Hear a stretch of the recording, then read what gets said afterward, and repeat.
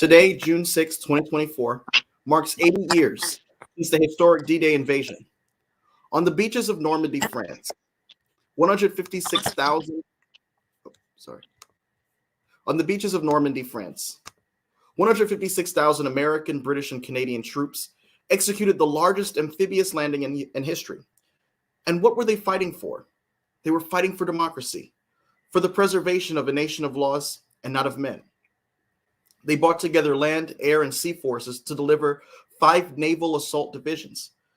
The bravery of the Allied forces on the Western Front, coupled with the relentless advance of Russian forces on the Eastern Front, led to the ultimate defeat of the German Nazi forces. And now here we are, 80 years later, and democracy, along with the principles of justice and the rule of law, seem to be under assault. Those same principles that those brave soldiers fought and died for. Earlier this month, in a surprising show of bipartisan agreement, almost all House Republicans joined Democrats to table an effort by Representative Marjorie Taylor Greene of Georgia to oust Speaker Mike Johnson.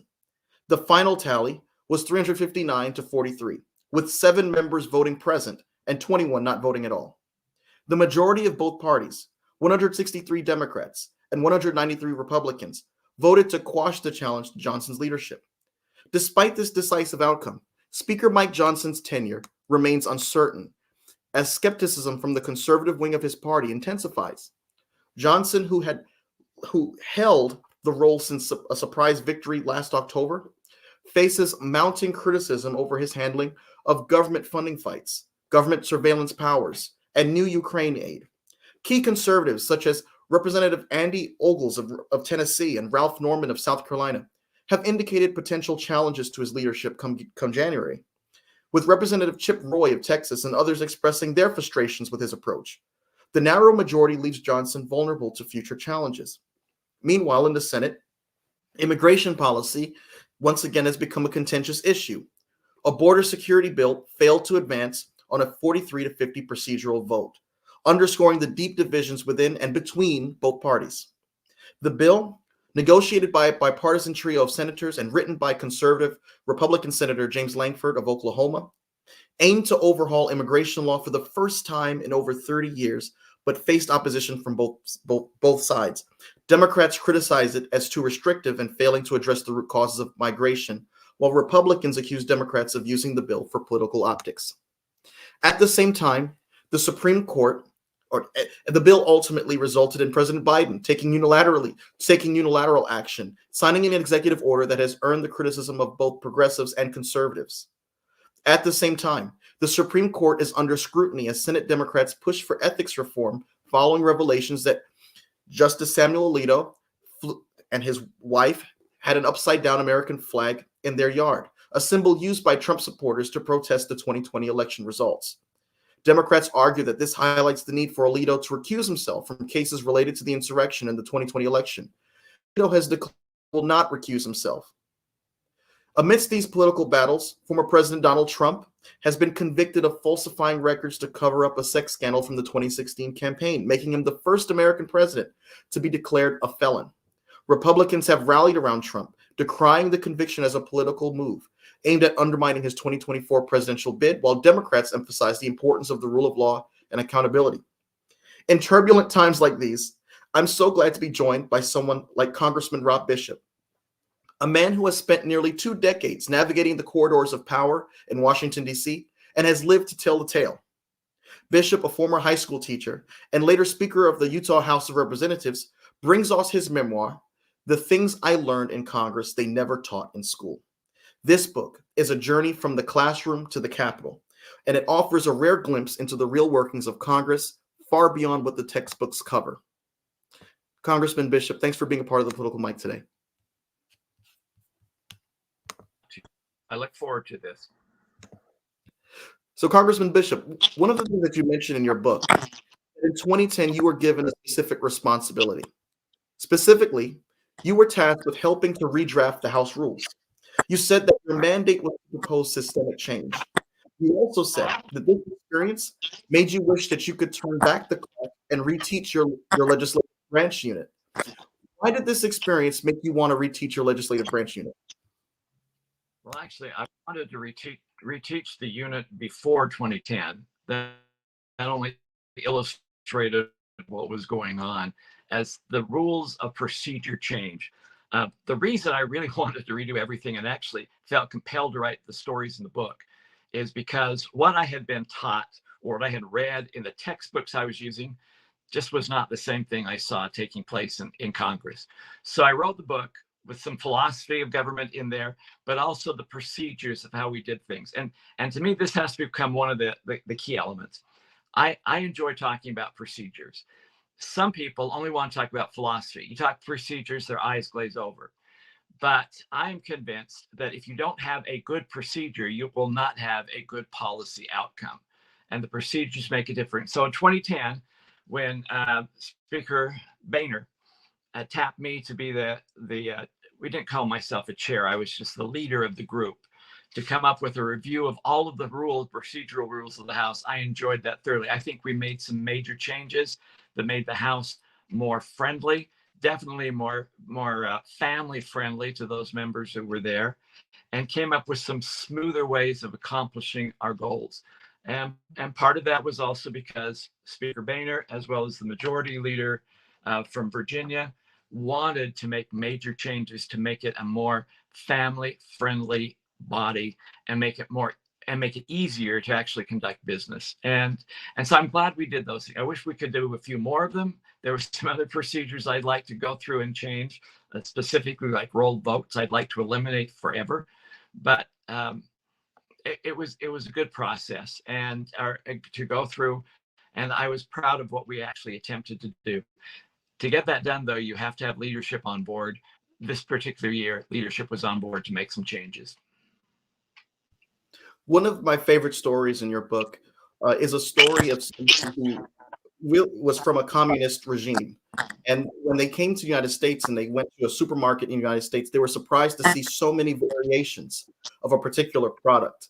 Can you elaborate and highlight for us that particular story and why that resonated with you so much and how you approached American democracy here at home? Yeah, that was important to me. I'm very much interested in Germany. I spent a couple of years living over there, speak German. I was chairman of the German caucus. The woman that I met worked for the German Foreign Ministry. She was born in communist East Germany and was a preteen when the wall fell down.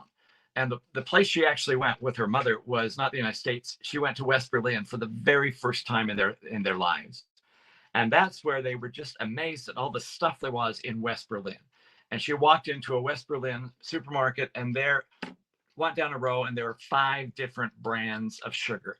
And that was amazing to them because back in Potsdam, you either had sugar or no sugar, and it was usually no sugar. And then she said, the second thought that came to her in this typical mindset of a command economy ideal is, why do we need 5 different kinds of sugar? Wouldn't one suffice? And the idea is no, one wouldn't suffice. You need 5 different kinds of sugar to guarantee you have at least one. And more importantly is people need to have choices. The structure of government that we developed, especially the balance of power between the national government and the states, which we call federalism, demands that people have the ability to choose for themselves, even if they choose unwisely. And the command economy of the old Soviet Union and the Eastern Bloc philosophy said, no, the government will tell you what is the most expedient effort. The entrepreneurial world gets this. They offer so many different there's 16 different kinds of Pringles potato chips, 160 different flavors of Campbell's soup. It doesn't matter if I want vanilla, I can still go to a place that gives me 31 flavors. So the idea is, the important part for a person is they have choice. Federalism gives more people more of what they want, more of the time. And if we ever deny that concept of federalism, we harm our people. So, Congressman Bishop, you've had the opportunity to serve as Speaker of the House of the Utah Speaker of the Utah House of Representatives. In that capacity, you've seen firsthand how the legislative process moves on the state level and the procedural rules that are in place to safeguard a smooth and civil process. And there were times when you transitioned into your role as congressman on Capitol Hill, representing your district, District 1 in Utah, where you found yourself saying that wouldn't fly in Utah. That wouldn't work in Utah State House of Representatives. Could you elaborate on your rise to become the Speaker of the House in the Utah State House of Representatives, and also that experience that you had in finding some rules that were applicable in Utah but didn't seem to be evident on Capitol Hill? A lot of it was the culture. I think I was able to become Speaker of the House in Utah because I probably outlived everybody else, and or they like my personality. Many of the things that were effective in Utah that are not participated in Washington are cultural preconceptions, i.e., in Utah, it was assumed that everyone would be in committee at the same time. It was assumed that everyone would be on the floor at the same time and would be participating in the debate before they made a final vote or cast a decision. That does not happen in Washington. In Washington, they have developed procedures that allow people to miss all of the debate and all the discussion and just show up for the votes to be more efficient and effective. It is efficient, but it actually loses the ability of actually having a good discussion and a clarifying clash on debate. And that's the one thing I noticed in Utah that is so different from in Washington. You go back to Washington today and go sit in the galleries. When Congress was originally established, people used to go sit in the galleries in Washington just to be entertained, just to listen. Senators used to come over to the House side in those very first sessions in Washington because the Senate was so boring. They'd come to listen to the debate in the House. Members of the House would say they would go and listen to the debate and they would make up their minds after they heard it. That does not happen today because the procedures don't demand that everyone is there in attendance to listen to the debate. In Utah, it was an unwritten rule that you would be there and listen to the debate. There was no reason for you not to be present. That's the biggest problem. If you remember Huey Long when he was elected during the Depression era from Louisiana, just prior to the Depression era in Louisiana, he went up to Washington. He came back the very first time from his tour in the Senate, and then people kept asking him if the talking in Washington bothered him. And Huey Long said, "Now the talking doesn't bother me; it's the listening that bores the hell out of me." We have eliminated listening in Congress, and that has been to the detriment of the body. So, Congressman Bishop, in light of what you saw in Congress that differed so much from the representatives in Utah, what are your opinions on the recent move by Marjorie Taylor Greene to get rid of Speaker Mike Johnson and the decision from Democrats to join Republicans to keep him in place, and all of that happening because of the recent package to send to Ukraine, the further Ukraine aid? This is a day where a lot of folks are reflecting on the importance of democracy, the sacrifice that was made 80 years ago. What are your thoughts on those members of Congress that seem to be pulling stunts like this when it comes down to serious matters like defending democracy in Ukraine? And that is one of those procedural issues that I was talking about. I was actually very proud of the so-called Uniparty that voted not to get rid of Mike Taylor. But you have to also realize that until this last session of Congress, it was impossible for one individual to introduce a motion to declare the speakership vacant. That was something that was done unique. It had never been done. It was never a procedural rule before this session of Congress. Actually, the session before that, under Speaker Pelosi, that Congress basically eliminated the ability of an individual to call for a vote to vacate the chair. So what was happening is happening in this session that caused the loss of McCarthy, caused the potential attack on Speaker Johnson, and is continuing to be one of those things in the back of people's mind, is a procedural issue that is unique to this session of Congress. It has not been there before. And personally, I hope it doesn't go forward, because it has had the tendency of simply blocking Congress from getting anything done. I'm actually kind of proud that there was that bipartisan vote, which was basically self-preservation, as congressmen on both sides were saying, okay, we screwed around enough. we got to get something done, or we're going to go back home to our constituencies with their hands saying, okay, nothing's happening. That would be the worst situation for them. So it's a procedural issue, and it's something that Congress needs to address procedurally.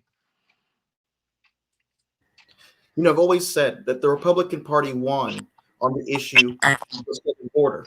They've managed to convince the American people, the majority of them, that the southern border is a serious problem that has gotten out of hand and has been neglected.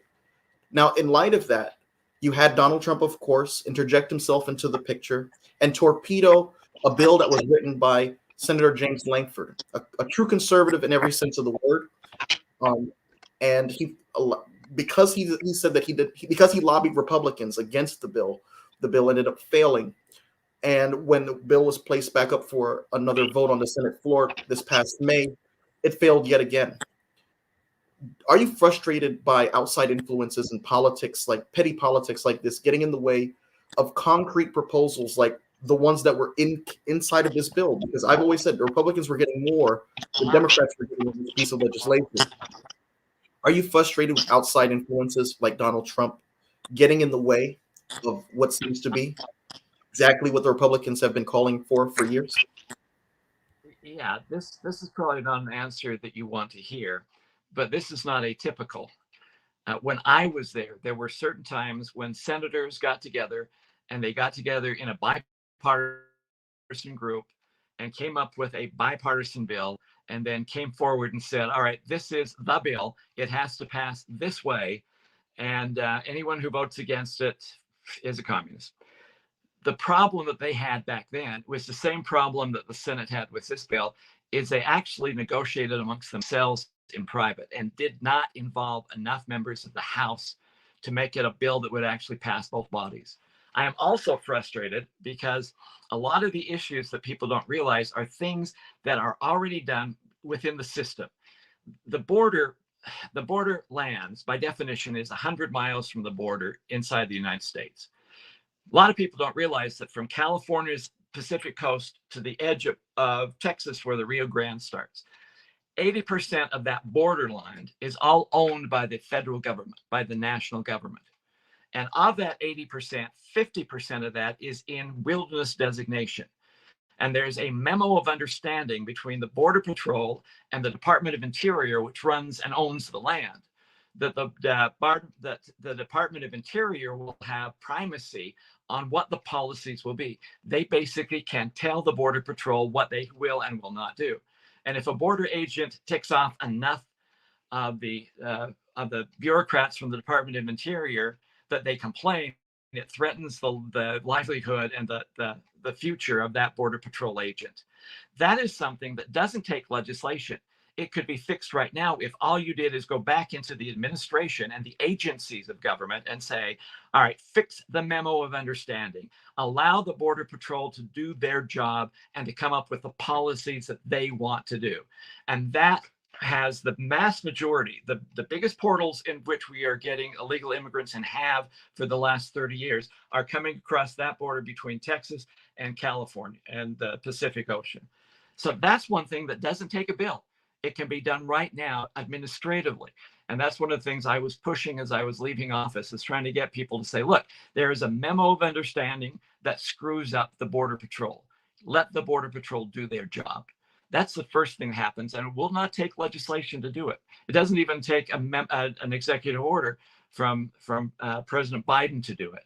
It can be done right now if you just have the agencies of government go back in there and change their memo of understanding.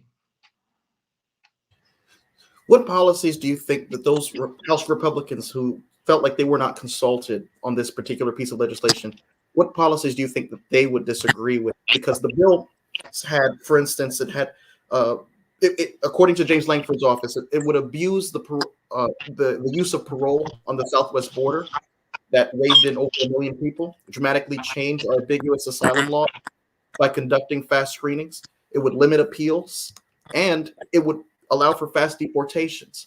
A lot of those are, hardcore, I believe, conservative goals. So, what are some goals that you think they took issue with?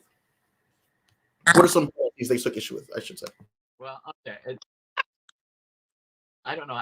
Those things that were in the Lankford bill, I thought were all positive. good changes that be made, and they would be structurally throughout the entire border area, including not just the southern border, but the northern border at the same time. But what I was just talking to you is one of those things that you have to continue on. Doing the Langford bill by itself would not be enough. It's a nice first step, but it's not enough.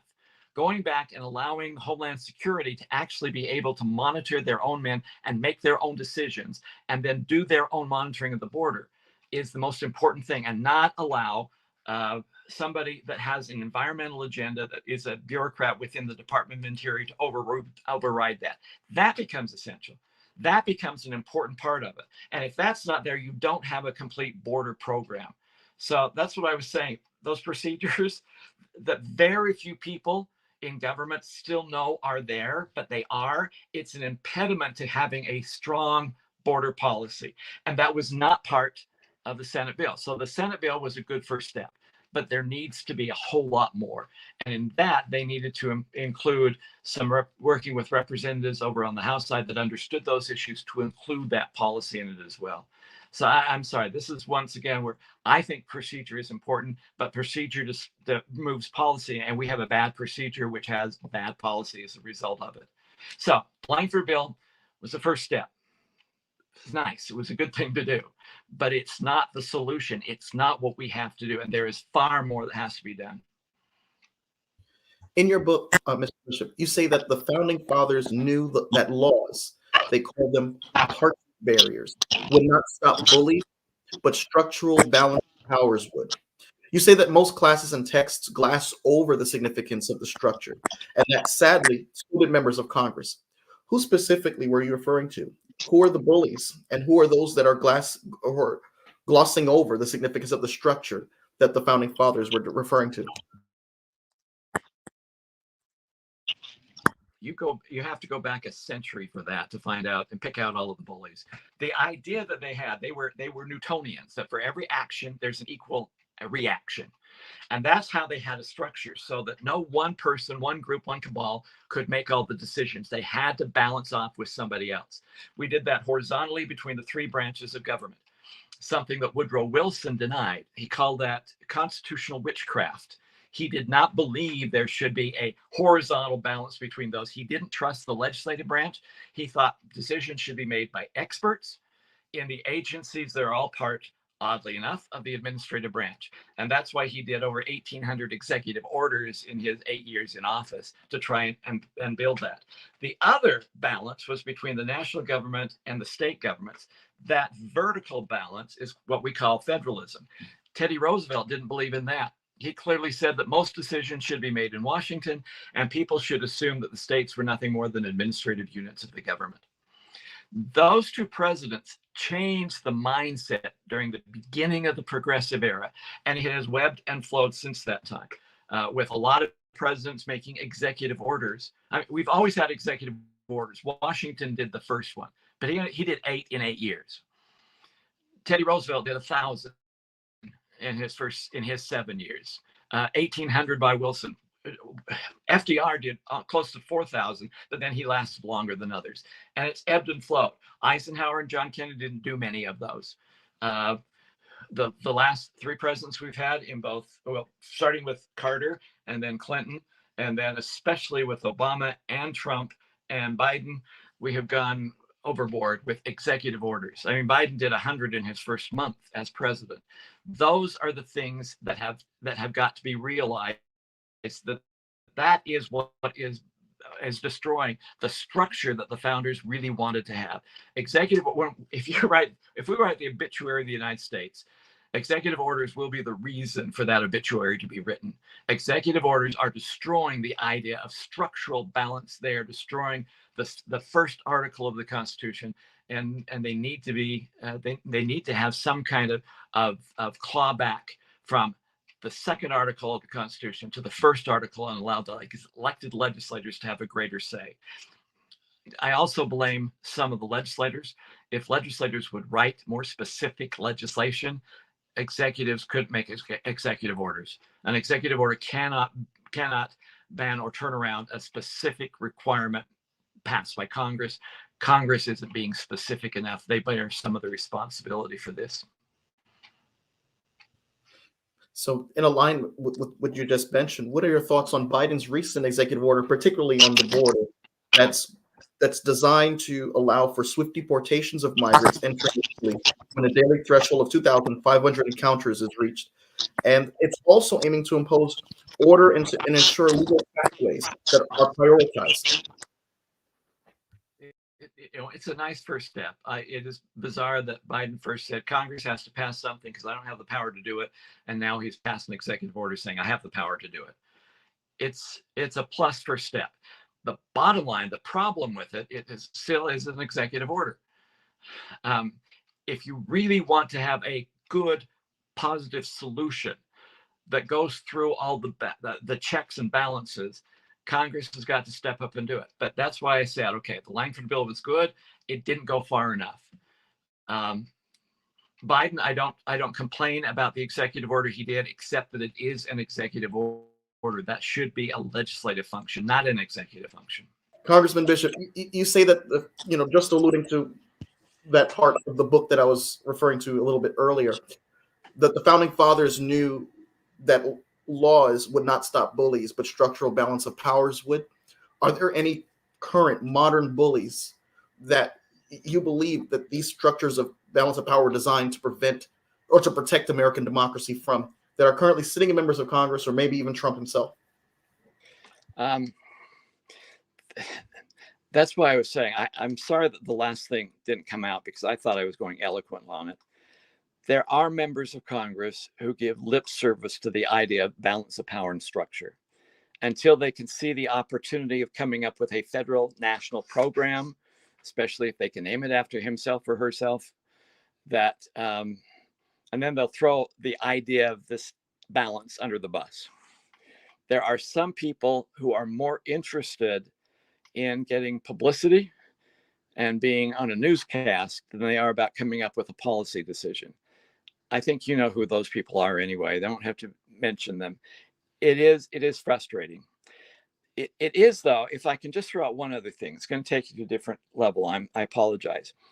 For example, in every textbook I read, it always talks about back scratching or log rolling. I'll trade my vote if you vote for my stuff. I'll give you my vote if you vote for me. That very seldom happens. It's in every textbook. It just does not happen. Leadership really realizes that if you have a member that's willing to trade a vote for a bridge or a road, those people aren't trustworthy. And they may get away with that once. It doesn't happen a second time. That's one of the things I found was very positive about members of Congress that is not really covered well in the textbooks that we were playing with. In your book, you also mention, or suggest rather, that the founding fathers' notion of equality was intended in a purely political sense rather than as a mandate for social or economic equality. This interpretation is particularly intriguing in light of the Three-Fifths Compromise, which was a pivotal element of the 1787 Constitutional Convention. The compromise determined that 3 out of every 5 slaves were counted for purposes of legislative representation and taxation, thus embedding a significant moral and ethical paradox into the Constitution. Considering this context, how do you reconcile the founders' political conception of equality with the inherent inequalities perpetuated by the Three-Fifths Compromise? I see them as inevitably two separate issues. When they were talking in the Declaration of Independence about equality, they were doing in the terms of vote. If two people could vote, each vote would count as one, but not everybody had the ability of voting. The Three-Fifths Compromise you're talking about needs to be debated and needs to be discussed, and it was a negative thing to do and needs to be seen as a negative approach, but it needs to be debated and discussed on its own merits, not trying to rely on language that was put into the Declaration of Independence, because they were two distinct concepts that need to stand on their own and can be argued and debated on their own. And fortunately, we have adjusted since that time that it no longer is a Three-Fifths Compromise.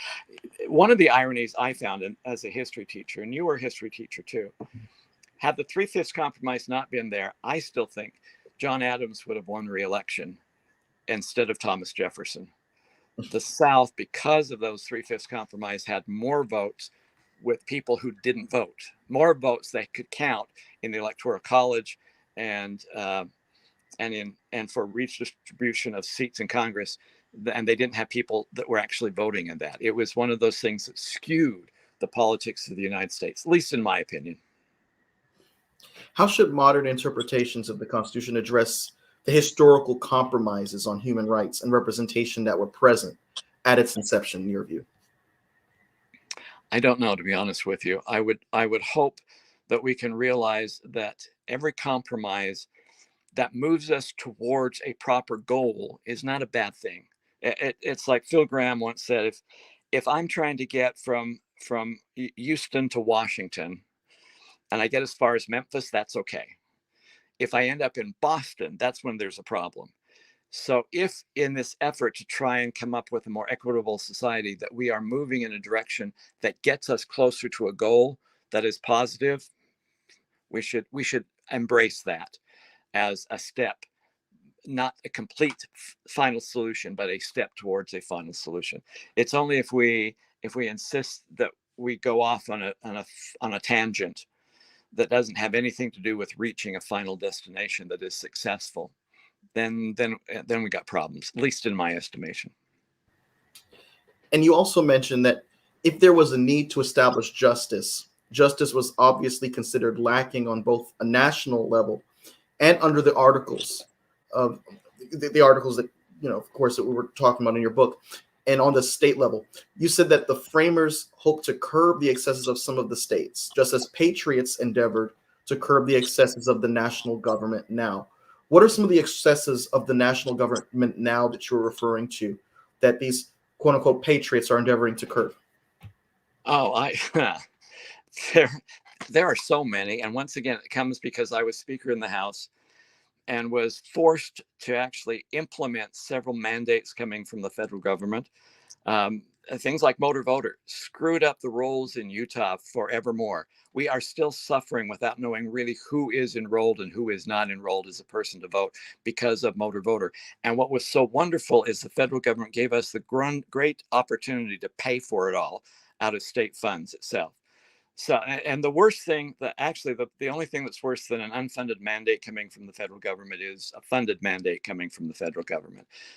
Utah gets about 30% of all our school funds from the federal government, primarily for school lunches, by the way. And yet that requires us to come up with every other decision they make by 100% of the rules from it.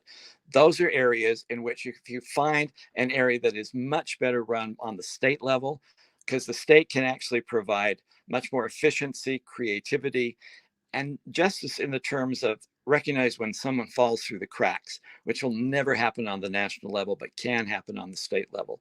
Those are the things that should happen today. Those are the kinds of things in which I think everyone should venerate the idea of federalism and push the idea of federalism and allow states to have more decisions.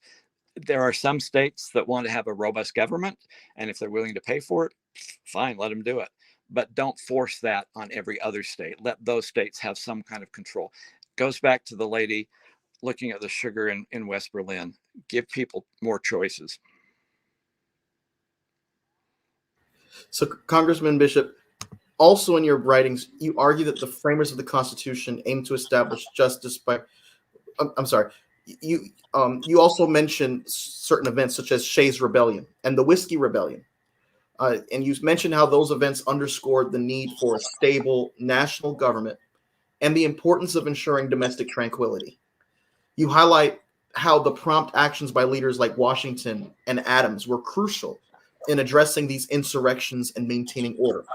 In light of this historical context, how do you view the recent events surrounding January the 6th, where former President Trump referred to the rioters as patriots and prominent Republicans have softened their criticism of the insurrection? Given that a significant portion of the Republican base still questioned the legitimacy of the 2020 election, how should contemporary leaders balance the need for justice and accountability with the goal of maintaining national stability and unity? And additionally, what lessons can be drawn from the early actions of Washington and Adams in dealing with insurrections to inform our current approach to political and civil unrest?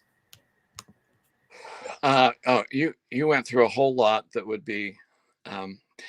You could get a good college professor to have an entire year's curriculum going just to answer that question. If there is something that can be drawn from, especially what Washington did, because he personally led the army to go down there and put down the Whiskey Rebellion. And then and they had a lot of people that could have been executed, and he pardoned them all. John Adams did the same thing on the Breeze, I think. I can't remember the name of it now. Anyway, the revolt against funding that would be paying for the French naval war. He did the same thing. There were a lot of members of his party that wanted to hang several of the leaders. He pardoned all of them. If anything should be dealt with in learning from what Washington and Adams did, it is the mercy that Washington and Adams did for those people that tried to solve the problems and bring back everyone and unifying them in some time. If whoever deals with the result of January 6th can deal with a great deal of mercy, it would be an amazing thing that would add to solving the problems and moving forward. That's the one thing I'd learned from that historical event. And what about the need to discourage such events?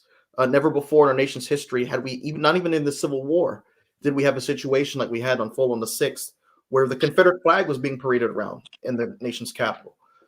Is there something that public leaders can do to discourage such acts of civil unrest that disgrace the institutions that represent the enduring power of American democracy? Yes, and in hindsight, we clearly realize there should have been military. There should have been more police. There should have been people there that would protect and not allow people to break into the Capitol. Breaking into the Capitol was wrong. We were wrong not to have a full contingent of people who would be there to maintain the order. That was and that was a mistake we realized. The National Guard should have been called up to be part of that process. The Capitol Police are wonderful people. They do a great job. I was very proud to know all of them. There weren't enough of them. And in that situation, I think there were enough warning signs that they needed to have other people called up to be there. There just was not enough enforcement. And that's what was desperately needed. And that is probably the most important thing that would avoid a repetition of that ever in the future. Do you agree with Senator Mitt Romney's sentiment that if he were president, or that, say if you were in a position, like if you were president, you would pardon Donald Trump? And do you think that would actually have the intended result that he claimed the intended result in his reason was, which was to quote unquote be the bigger person, in light of the fact that there are those saying, well, if you let him go, the rule of law means nothing, that we're no longer a nation of laws and not men? It's an interesting proposition, and he was talking about practical politics. I think it might have worked, and it has nothing to do with actually the rule of law. What it was trying to do is how you would have played the practical political game, and let's face it, with every indictment of Donald Trump, it has made him more. It has made him more of a juggernaut within the Republican Party. So obviously, that approach has not been successful for those who don't want to see Donald Trump running again. In your book, I believe it was in chapter 11, you start off that chapter by particularly addressing the situation that happened in 2009, where Congressman Joe Wilson of South Carolina yelled "You lie" in response to President Obama's speech on health care at the time. The Affordable Care Act was not yet a law. And you mention, or you paint the scene as if it was a ruckus environment. And it just so happened that everyone got quiet at the time where Joe Wilson decided to yell those now infamous words. And that his wife didn't even believe that it was her husband that said it when she asked him, who was that nut on the House floor that yelled at the president? Now, in light of what you've experienced as the Speaker of the House in Utah, with civility and rules that are supposed to safeguard or ensure a civil environment, working environment among legislators, do you believe that the only mistake of Joe Wilson at that time was to make those remarks when things were quiet, or do you believe that was out of line, that was something to be remorseful for? And then there are those who say, well, apologizing to the president privately wasn't enough because that was a public incident. What are your takes on that Well, that criticism? first, anyone who knows Joe Wilson knows that he is probably one of the nicest, most kindest people in the world. And that is why it was so unusual. And yes, there were a lot of emotions that were going high there. Some of it, I have to admit, was some of the rhetoric that President Obama was using was fairly inflammatory and confrontational. The fact that he said something at the wrong moment when everyone else is quiet is one of those things that happens to all of us sometimes when you're just stuck out there and you make a fool of yourself. Joe Wilson did apologize both in private and in public later on. And the House actually did take a vote to, I can't remember what the exact term was, but they took a vote to censor him for what he actually did. And he was apologetic for that concept. Once again, there would never be a situation in Utah where that situation would occur, primarily because as speaker, I would have more control leading up to that point of asking people to asking the speaker to hold it and to mellow out and give people a chance to sit down and then call them on the carpet personally for doing that. Utah would not have had that situation going on. It was a bunch of events that happened all at once in a very unique way. In fact, I go in there to tell you the other story about how I said something that was probably inappropriate as well. Definitely it was inappropriate. I happened to be sitting by Joe Wilson and he put his hand around my mouth and said, "You can't say that on the floor." And I was thinking, you're telling me I can't say that on the floor? Those things happen sometimes. And what is your response to the fact that that incident allowed Joe Wilson to get so many millions of dollars unsolicited campaign funds, and that so many folks were looking to support his reelection campaign? Does that speak to the origins or the of the MAGA culture that we're experiencing today, where we're no longer taking issue with policy, we're no longer at each other, debating fiercely on points of disagreement on a bill, but we're now making villains of a particular person on the other side of the aisle, and we're raising money up. Yeah, don't add too much into that because let's face it, all of us thought, gee, if that's what's going to happen, we're going to yell you lied as soon as anyone walks into the room from here on in. Or maybe I'd do a robocall because people don't know Joe Wilson's voice, and I can say, I'm Joe Wilson. I want you to give money to Rob Bishop. We thought of doing that things as well. Now, here's the pro. There were a lot of unsolicited donations that went to Joe Wilson. There were a lot of unsolicited donations that also went to his opponent at that same time. So yeah, there was an effort an effort to bring civility needs to come back. People needed to notch it back a bit, but don't say it was one side or the other because both sides were gaining financially from that situation.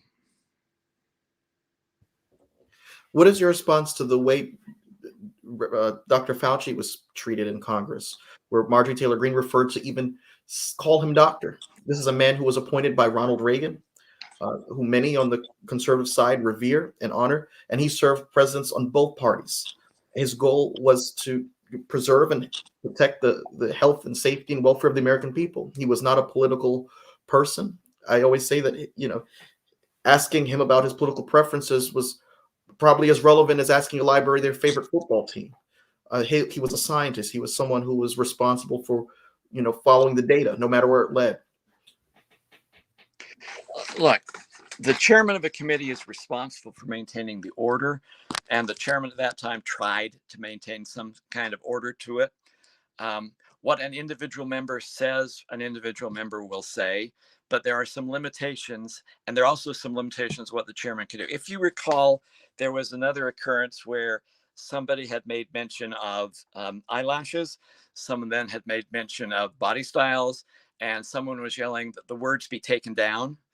I found that really ironic because that somebody yelling, "I move that the words be taken down" is something you do on the floor where there is a journal where all the words are written down.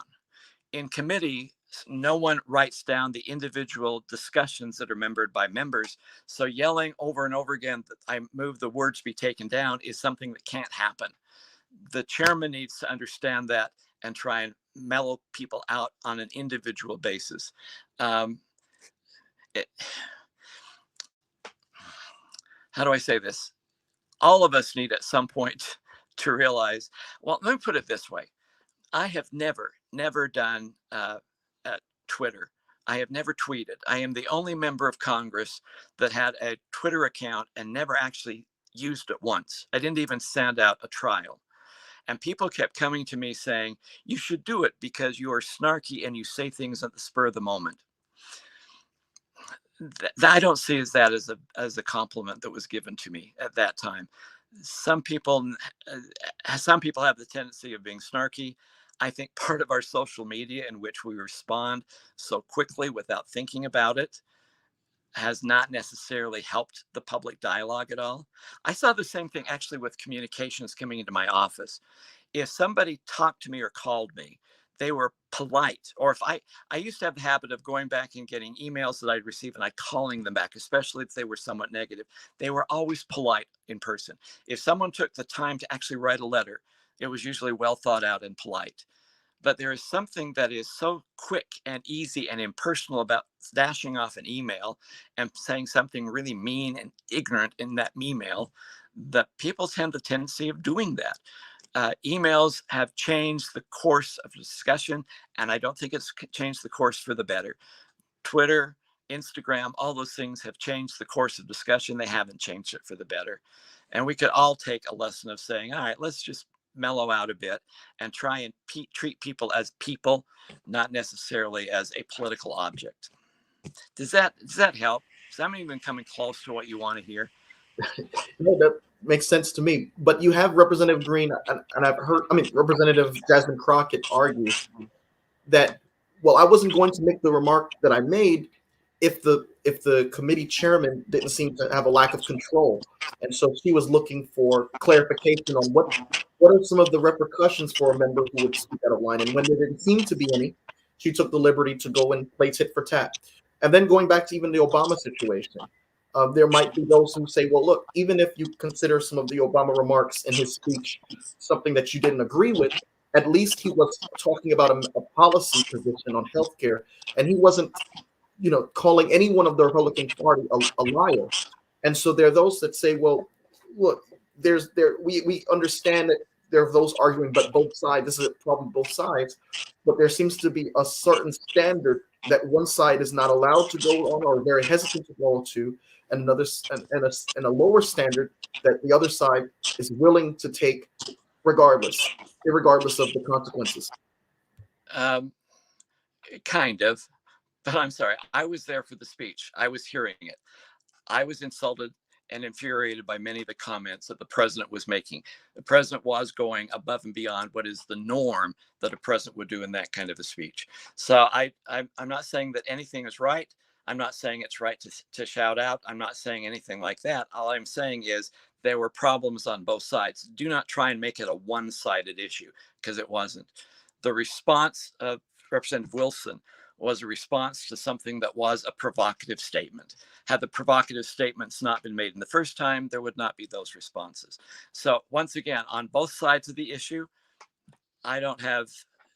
both sides could have rushed it back and done things in a much more pleasant and civil way. With what you're talking about on whether Representative Green calls him Dr. Fauci or Mr. Fauci,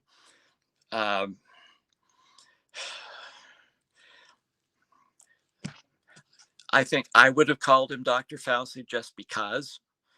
I also think if I were a Dr. Fauci, I would not be offended if someone called me Mr. Fauci just because. But I don't think that Representative Green should have actually been pushing that particular issue. It was not something that leads to a positive conclusion. And once again, the chairman of the committee do have a responsibility to try and maintain order. Sometimes it's difficult, but I also know the chairman of the committee usually know where the problems are going to develop. And most chairmen are ready to take active action, especially if they understand what the rules of the committee are, to maintain civility and proper decorum within the committee. I think the chairman in that case, I think it was from Ohio, the chairman, I think he did the appropriate thing in trying to take control of the committee. The founding fathers intended the Supreme Court as you would agree, to be an apolitical body, an apolitical institution, the final, the highest court in the land. What do you think they would say in response to the latest revelations of an upside down flag in Justice Samuel Alito's home? And then further revelations that a next door neighbor actually disagrees with his accounting about how it was his wife that put it up there. And, all of the other backlash that came as a result of that particular incident, which seemed to be a symbol of being in solidarity with those who stormed the Capitol on January the 6th and wanted to overturn the last presidential election we had. Actually, the first Supreme Court was really very partisan. Bushrod Washington and Samuel Chase, I believe, is the person that actually went out on the campaign trail. And when Jefferson was elected, one of the first things they did is try to impeach Samuel Chase. He was acquitted. And I think it set two standards there. Is number one, Supreme Court justices would no longer become actively engaged in politics, and the executive branch would no longer try and use impeachment of the justice as a way to remove somebody they politically did not like. That became the norm and the standard. So it didn't happen automatically. It wasn't written in there. It's something that evolved from that particular experience with Samuel Chase and Bushrod Washington in the 1800 election. Today, I think it's the same thing, that what the legislature and the executive branch should do is back off and allow the Supreme Court to set its own standards, its own guidelines without extra pressure. So the effort to try and get to compel the Chief Justice Roberts to come and talk before Congress is wrong. An effort to try and do something with whatever Mr. Alito wants to do with or without his flags, it's wrong. There should be some kind of separation, a bigger separation of power between those branches, so that we are not trying to have the executive branch or the legislative branch put undue influence on the Supreme Court. Now, I also believe that the Supreme Court has a responsibility of maintaining the fact that they do not have a mandatory responsibility of solving every social issue. And that there was a time, especially in the 1960s, it was called the idea of oh crud, it was I'm sorry, here's where you got to read the book, because it's in the book. I wrote it back there. There's a Harvard professor who had the idea that judges in the 1950s and 60s came up with this idea that if the the legislative or executive branch did not solve a social issue, the judicial branch had a responsibility of stepping in and doing it. That's wrong. They should not do that. At the same time, the executive and legislative branch should not put undue pressure on the judicial branch to do whatever they want to. So both sides, once again here, I'm not allowing anyone to get away with this. I think judges need to make sure that they stick to judicial decorum, but I don't think they deserve to have pressure put on them politically. Do you believe Samuel Alito should recuse himself from any case that pertains to the 2020 election? Would that be appropriate? No, I'm sorry. No, that's overkill. Okay. And how do you think the framers' intent to curb governmental excesses and establish justice should inform our current approach to holding public officials accountable, like the former president, who was just convicted last week on all 34 counts of falsifying documents in an attempt to cover hush money payments during the 2016 campaign, especially in other cases where the actions of those in high office or those who have held high office undermine public trust and the rule of law? There's already procedural standards that Congress can use and should use, and it involves a detailed process, but it does not involve convoluted judicial approaches to it. I'm sorry. What I'm saying is you can censure somebody, you can impeach somebody. Congress can do that. The executive branch for the executive branch or the judicial branch, and that should be the vehicle of using it. Trying to use some other approach to it has a tendency of doing more harm than good. And I'm sorry, what Bragg did in Manhattan, I see that as out of my purview because I don't have any responsibility to making a statement about it or doing a concept of it. What Bragg did, I saw was a convoluted effort to try and tie judicial procedures to a political outcome, and I think that was wrong. And there are many who are arguing that there are political motivations at play. But do you think that Trump was guilty? Why are more folks saying that he's innocent in your view? That the elements of the state failed to meet its burden of proof. In that particular case, you got to take into consideration the constitutional statute of limitations that had already expired, what prior DAs had decided to do, and also the idea of whether this is a Class E felony or a misdemeanor. And there are some strange things that went about in this particular case to try and bring it to the level that it was. Doesn't make sense to me. What measures can contemporary American government take to address and rectify the ethical and legal breaches of high-ranking officials to maintain the integrity of our democratic institutions? To make sure that our elections are fair and equitable, and to use your vote to remove somebody of office. When I was elected, I used to get letters from people saying, you've got to impeach George W. Bush. And then Obama came in there, and I got letters from a different part of the district that said, you've got to impeach President Obama. And then I got letters from a different part of the district that said, you've got to impeach Trump. I wasn't there for Biden, or I would have been getting letters, you've got to impeach Biden. And in all of those, I said, look, there is some kind of respect I have to give to the rule of law and to the viability of a vote. If somebody was elected into an office, I should not use impeachment as a political tool. If you want to get rid of that person, defeat them at the next election. Do not come to me and ask me to get rid of somebody using a backdoor tool, which would be impeachment. Impeachment should not be used as a way of getting rid of somebody.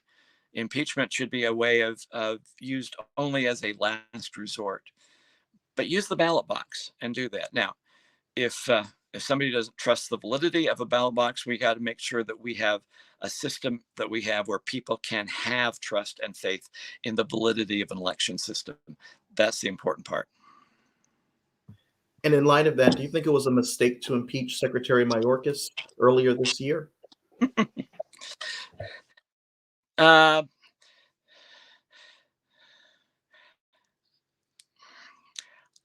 would actually, maybe. But in my God, if I had actually been there, I probably would have voted to impeach him, because I think the job he has done has been a horrible job as the Secretary of Homeland Security. But once again, I told you there's a memo of understanding that needs to be fixed first. Fix that sucker first, then you can go after Mayorkas. And my last question for you, Congressman Bishop, is can you give us your reflective thoughts on D-Day 80 years ago? Of course, the president was in Normandy, France, commemorating that day, the 80th anniversary, with a speech. This is most likely going to be the last milestone for many of those who were willing to put their lives on the line on the beaches of Normandy. President Biden was, channeling some of the elements in President Reagan's "The Boys that Point the Hawk" speech 40 years ago. What are your thoughts about that in light of current debates about the preservation of democracy, the ongoing struggle for democracy abroad with Ukraine's war against Russia, and with Israel's war against Hamas?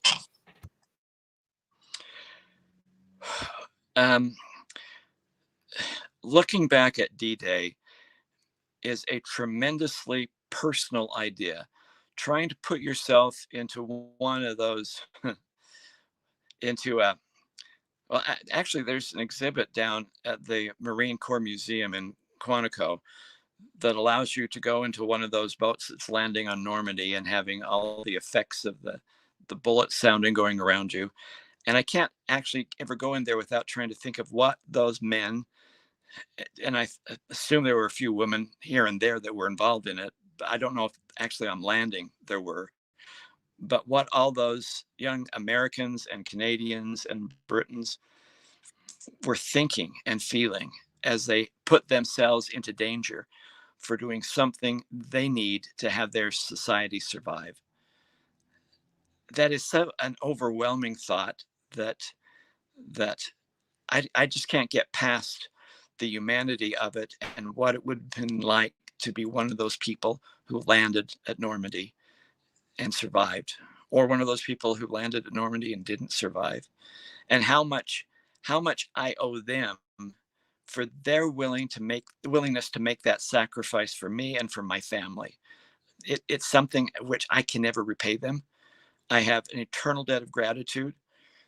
We all have an eternal debt of gratitude to those who did it, and and we should make sure that that becomes the prominent idea that we go through, um, because I don't know, who knows if there will ever be a group of people that would sacrifice themselves to that extent again. I think as we have seen people in both Afghanistan and Iraq and other places, that we realize that there are people who will be willing to stand up to defend my rights to be obnoxious and arrogant. And I'm grateful. I am truly grateful for that. Well, Congressman Bishop, this has been a great discussion. And again, the name of the book is The Things That I Learned in Congress They Never Taught in School. Excellent read. I want to encourage my followers to read this book. It's a great work. Congressman Bishop, it's been a pleasure to have you on. With that being said, that's going to go ahead and conclude this episode of the Political Mike podcast. Thank you all for tuning in.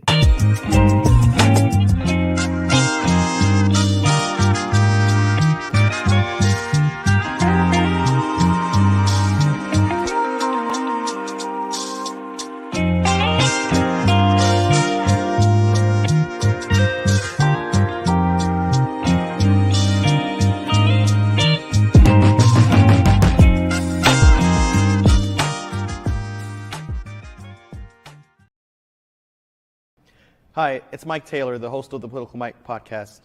If you like what you heard tonight, I want to invite you to subscribe to our YouTube channel. I also want to ask you to please follow along on Spotify, Apple Podcasts, Google Podcasts, iHeartRadio, TuneIn, and Amazon Music. You can also follow along and keep up with the conversation through our Telegram channel. Follow us on Twitter at @ThePollyMike, and follow us on Instagram. Thank you so much, and no matter what part of the political spectrum that you fall on, I want to encourage you to stay engaged, stay a part of the conversation, and stay informed. Thank you.